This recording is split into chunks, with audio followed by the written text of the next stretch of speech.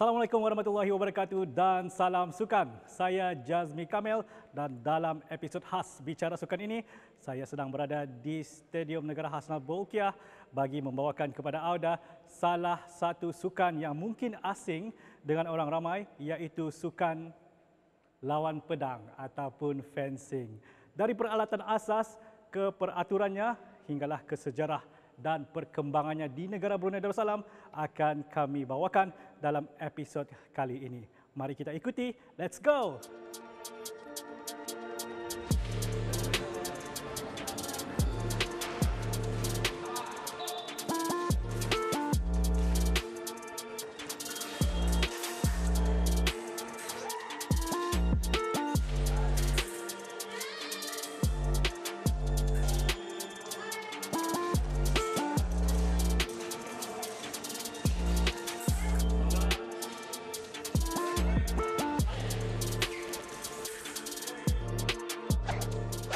Bersama saya sekarang ialah Ketua Jurulatih Lawan Pedang Kebangsaan Negara Brunei Darussalam, iaitu Coach Rocky Purawinata dari Indonesia. Terima kasih Coach kerana sudi meluangkan masa di dalam Bicara Sukan untuk kali ini. Apa kabar Coach? Kabar baik, terima kasih. Selamat malam semua. Ya, kita sedang berada di lokasi yang untuk atlet-atlet pasukan ataupun persatuan lawan pedang menjalani latihan-latihan. Nampak seperti lokasi baru, Coach? Betul, ini kami baru berlatih di sini dalam sebulan.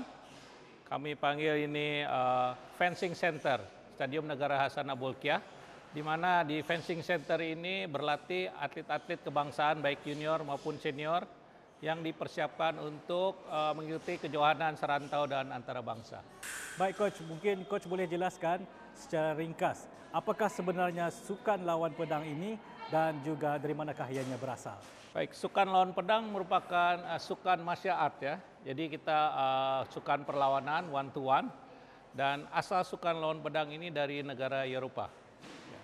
Dari negara Eropah, dan alhamdulillah ianya sekarang ini semakin meningkat kepopularitiannya di kalangan belia dan juga rakyat negara Brunei Darussalam, dan terdapat 3 jenis peralatan yang digunakan, epee, foil dan saber. Setentunya ketiga-tiga ini mempunyai fungsi yang tersendiri. Bolehkah Coach jelaskan satu persatu apakah dia perbezaan dan juga fungsi utama untuk foil, saber dan epee ini? Baik, saya akan jelaskan secara singkat. Sukan lawan pedang merupakan sukan yang sudah dipertandingkan sejak Olimpik pertama tahun 1960. Jadi sudah berlangsung puluhan tahun lah sudah ya. Oke, ada 3 jenis senjata sukan lawan pedang itu. Saya akan langsung jelaskan. Senjata yang pertama yaitu senjata jenis foil. Ya. Foil. Perbedaannya bisa dilihat dari guardnya tidak terlalu besar, guardnya kecil, ya. Dan tipsnya seperti ini. Oke. Kemudian yang kedua adalah jenis senjata epee. Bisa dilihat dia punya guardnya lebih besar karena untuk protek tangan. Karena di senjata epee tangan merupakan target juga. Sama dengan foil, di ujung pedang ada tipsnya juga. And then yang ketiga adalah jenis senjata saber. Saber different, dia punya guard, and then di ujungnya tidak ada tips. Saber ini jenis senjata yang different dengan foil dan epee. Foil dan epee perkenaan hanya tusukan. Kalau jenis senjata saber boleh bertusuk, and then boleh hit. Itu perbedaan 3 jenis senjata. And then perbedaan yang lain adalah dari segi target area. Ya. Untuk jenis senjata foil, target area itu adalah dia menggunakan metallic jacket. This one untuk senjata foil. Jadi targetnya hanya sekitar ini saja. Ya. And then untuk jenis senjata saber sama metallic jacket, tapi ini terus sampai tangan. Jadi ini semua merupakan target dari hip ke atas, kemudian maskernya yang ini sama, ini pun metallic jacket, sehingga semua merupakan target dari kepala sampai hip, termasuk tangan. Ya, keseluruhan ke atas, betul. Kemudian untuk jenis senjata EP bisa disebut duel. Ini senjata untuk duel. Jadi kalau duel tidak ada rules-nya. Dalam arti tidak ada right of way-nya. So untuk EP menggunakan masker yang just clean putih, karena EP target areanya adalah seluruh bagian tubuh. Start dari mulai kepala, tangan, sehingga ke ujung kaki. Jadi semua merupakan target area. Nanti di berikutnya saya akan jelaskan macam mana target area tersebut. Itu dari segi perlengkapan. Kemudian selain itu kita dilengkapi oleh fencing gear. Ini atas dan ini bagian bawah. Ya. Dan ini semua atlet sama. Foil EP Saber mempergunakan baju anggar ini atau baju lawan pedang ini. Ya. Bagaimana pula dengan peralatan-peralatan ataupun gear yang dapat kita saksikan di sini? Ada topi pelindung, jaket, sarung tangan, body cord and body wire. Nampak banyak juga ya coach. Setiap satu pasti ada fungsi-fungsinya yang tersendiri. Boleh coach jelaskan? Baik, selain tadi memakai baju dan metallic jacket, di dalamnya kita menggunakan yang disebut cord wire atau body wire. Body wire yang ini pin 3 khas untuk jenis senjata EP. Jadi body wire akan dimasukkan arah ke sini. Ini di lock. And then ini akan disambung ke arah spool di sebelah belakang piste sana. Jadi ini fungsinya adalah untuk mengalirkan listrik, sehingga tips ini kalau tertekan maka lampu di sini akan marak. Ya. Demikian pula untuk senjata foil sama, tapi beda chordnya. Foil dan saber is same, chordnya sama.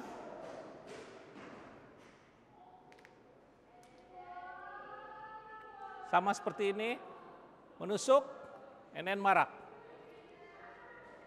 Yang saber pun sama cord wire-nya. Kalau ini menusuk marak, hit pun marak. Sentuh pun marak. Ya. Okay. Baik. Saya tertarik dengan topi pelindung yang berwarna biru ini, coach. Okay. Adakah ini ada untuk sesiapa ataupun terkhas untuk siapa-siapa? Oke. Tentu kita kalau belajar sukan lawan pedang, kita tidak terus-terus menggunakan pedang besi ini. Karena saya melatih mulai dari kanak-kanak di bawah usia 10 tahun. Dan kanak-kanak pertama kali dilatih adalah menggunakan pedang plastik seperti ini. Ini sama pedang plastik, yang ini jenis senjata foil. Ini jenis senjata EP, perbedaannya hanya dari guardnya lebih besar.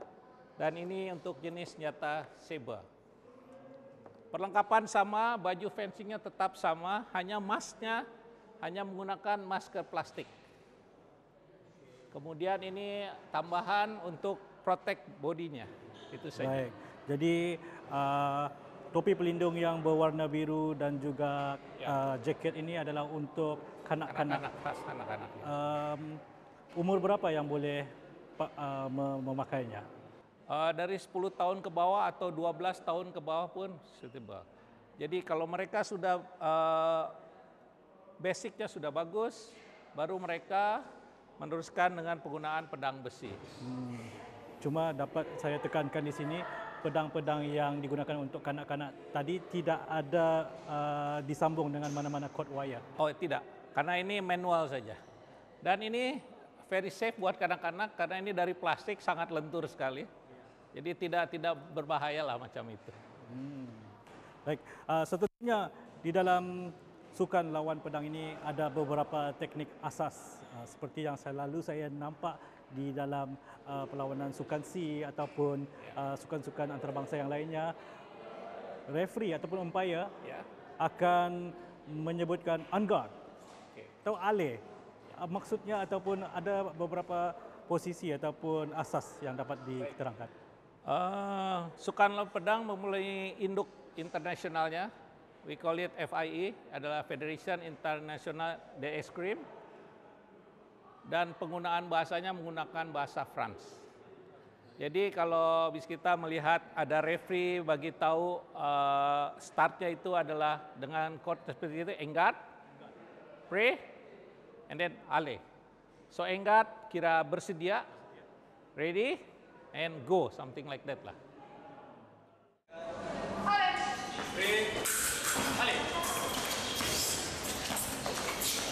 Dan perkembangan sukan lawan pedang di negara Brunei Darussalam ini, bagaimana coach melihat bagaimana sukan ini mula berkembang dari seadanya coach berada di sini hinggalah ke saat ini? Terima kasih. Sukan lawan pedang sudah cukup lama di sini ya, more than 20 years. Macam roda berputar lah. Kadang kami memperoleh kejayaan, kadang kami juga bertanding tidak memperoleh kejayaan. Tapi semangat kami tetap sama. Kami ingin berprestasi, kami ingin mengharumkan nama negara Brunei Darussalam. Oleh karena itu, prestasi atlet-atlet sukan lawan pedang, walaupun kami tidak terlalu menonjol, tapi setiap tahun kami mengikuti kejuaraan-kejuaraan serantau batu antar bangsa, dan boleh dibilang prestasinya cukup membanggakan. Beberapa atlet kami bahkan untuk kategori Malaysia Open itu biasanya datang dari Asian country, and then juga Hong Kong kadang-kadang datang, Taiwan datang. Atlet Brunei Darussalam sudah memperoleh podium tertinggi, sudah pernah memperoleh pingat emas dalam 1 tahun 2 tahun terakhir ini. Apakah harapan yang coach inginkan untuk sukan lawan pedang ini di negara Brunei Darussalam? Harapan, sebenarnya harapan coach adalah ingin membuat sukan lawan pedang di Brunei ini menjadi lebih populer, sehingga semakin ramai atlet yang mengikuti sukan lawan pedang itu, akan semakin mudah coach untuk memilih atlet-atlet yang memiliki potensi untuk dibawa untuk ke hadapan. Dan the most important thing bagi coach adalah regeneration itu harus ada. Ya. Kami memiliki atlet nasional kategori senior. Kami memiliki atlet nasional kategori junior. Dan kami juga akan membuat dengan adanya fencing hall yang baru ini, mungkin dalam beberapa waktu ke hadapan kita akan membuat kategori khas di bawah 12 tahun. Sehingga kanak-kanak akan lebih aktif di sini, sehingga regeneration itu akan senantiasa ada dan atlet Brunei dapat senantiasa memberikan prestasi dan medali yang terbaik. Bolehkah kita membuat sedikit demonstrasi kepada atlet-atlet yang berada di belakang coach? Baik. Oke, seperti yang saya jelaskan tadi, jenis senjata EP ini targetnya adalah seluruh bagian tubuh. So ambil contoh, saya target tangan seperti ini, dia akan marak. And then saya hit kepala, dia pun akan marak, even though kaki, ataupun ke bawah sekalipun. Jadi semua merupakan target. Dan di EP ini tidak ada right of way-nya. Jadi markah siapa dulu awal dapat poin. Contoh, misalnya time coach menyerang macam ini, dia melakukan gerakan. Lihat marak 1 berarti dia punya poin. Dia yang dulu kena. Ya. Jadi siapa dulu? Tapi kadang-kala datangnya bersamaan. So dua-dua dapat poin. Ya. Jadi tidak ada siapa yang memiliki hak menyerang, tidak ada. Jadi ini siapa? Dan permainannya is free. Tiba-tiba dari sini dia mau tusuk ke bawah boleh, dari sini dia begini mau cucuk sini boleh, anything. Pergerakan boleh. Kadang ada yang bergeraknya dia dari sini you straight your arm dari sini, and then dia bisa pusingkan tangannya begini, and then masuk macam itu. Jadi kalau dibagi tahu, this is permainan duel. Untuk jenis senjata foil, menggunakan ini target area adalah badan saja yang berbentuk ini, yang berwarna gelap. And then target just tusukan saja. Sehingga kalau tusuk ke bawah seperti EP tadi atau tusuk ke tangan itu tidak ada markah. Tidak ada markah. Tidak ada markah. Tidak akan berbunyi. Tidak akan berbunyi. Lawan yang menusuk ke kawasan yang bukan Areanya, adakah dia diberikan amaran ataupun tidak? kalau dia ini tidak amaran, tapi kadang-kadang dia coba menusuk sini, dia miss, tapi lawan menusuk ke sini, dia yang dapat poin. Karena dia pada saat menusuk dia bisa menghindar, and then dia bisa menusuk seperti itu. Oke, yang ketiga adalah jenis senjata saber. Seperti yang saya bagi tahu tadi, jenis senjata saber ingat position.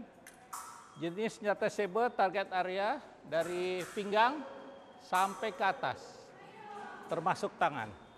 So macam ini kalau menyerang dia boleh hit, oke, marak. Dia boleh hit badan, marak. Dia boleh hit tangan, marak. Sini cik, marak, semua marak. Dan selain hit dia boleh tusuk, sama, marak juga. Tekanan, sentuhan dan tekanan. So pergerakannya bisa macam itu, sama macam EP tadi. Jadi kalau dia menyerang, dia just do it like attack. Oke, kira attack, tangkis, 4, riposte here. Saya harus tangkis balik. Oke, contoh ya, saya menyerang, tangkis balik, kena marak, ini saya boleh lari ke sini. Ya. Oke, saya menyerang 5, riposte 5, oke. Up, 5, back, up. And then boleh we call it slice sama, try. Ya, this is boleh macam ini, marak, ya seperti itu. Jadi ini lebih ke apa? Mesti berani lah melawan di saber ini. Ya, saya tertarik dengan dia punya guard yang lebih besar daripada EP dan juga foil. This is ada fungsinya, ingat position. This guard ada fungsinya, karena ini untuk protect tangan sebelah sini. Kalau misalnya guardnya tidak ada, let's say guardnya begini saja, pegang begini. So kalau saya serang sini, senang marak. Senang dapat markah. That's why dia harus turn. Nah, jadi pada saat ini dia gini, pare, tidak akan marak. Tapi kalau bermain pun sedang, dia tidak ke sini, lari ke bawah saja. Jadi tangkisan harus di atas, sebelah kanan, sebelah kiri, sebelah bawah. Jadi semua. Ya. Harus cover semua. Dan bahagian kepala. Bagian kepala, seperti itu.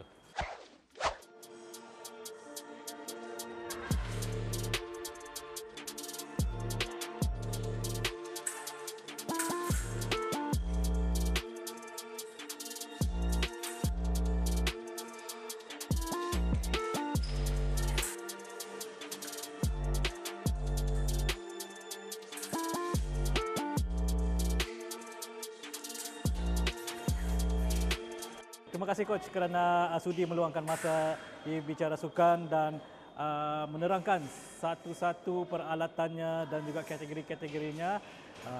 Kami berbesar hati kerana berada di dalam latihan ataupun lokasi terbaru bagi pasukan Persatuan Lawan Pedang Negara Brunei Darussalam. Mungkin selepas ini Coach boleh tunjukkan saya bagaimana cara asas nanti? Boleh. Baik, terima kasih.